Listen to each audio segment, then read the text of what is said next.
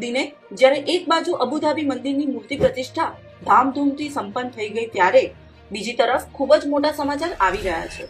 ચંદ્ર પર IM-1 મિશનના ભાગરૂપે જે સ્પેસ શટલ ચંદ્ર પર જઈ રહ્યું છે તેમાં અક્ષર પુરુષોત્તમ મહારાજ, પ્રમુખ સ્વામી મહારાજ તેમજ મહંત સ્વામી મહારાજની મૂર્તિઓ સહિતની કોતરણી પણ મોકલવામાં આવનાર છે.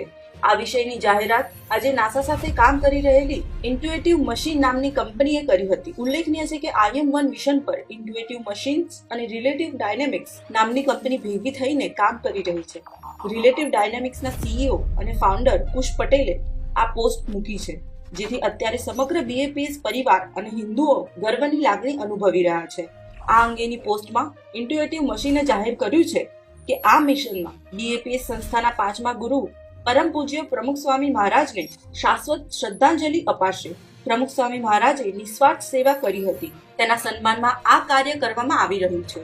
જે મૂર્તિ સ્પેસમાં જવાની છે તેના પણ આપ દર્શન કરી રહ્યા છો.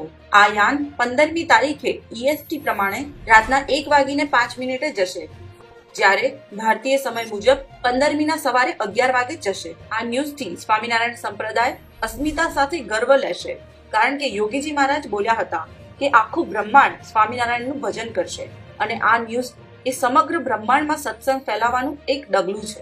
આ વિડીયોને બને તેટલા વધુ લોકો સાથે શેર કરશો, જેથી તેઓ પણ નાસાના આ લોન્ચ વિશે